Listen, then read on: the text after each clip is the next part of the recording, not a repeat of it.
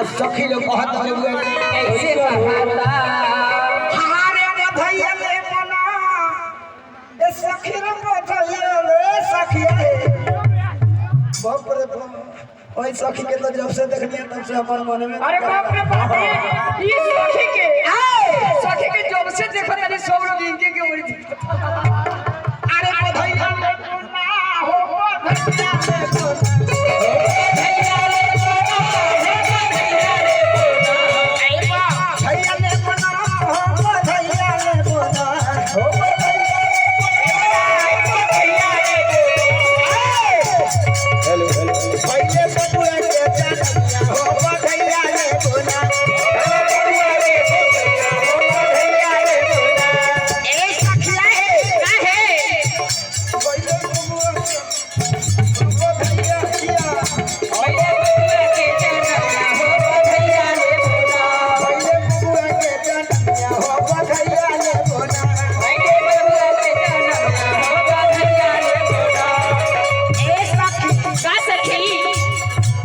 छिपले बोलो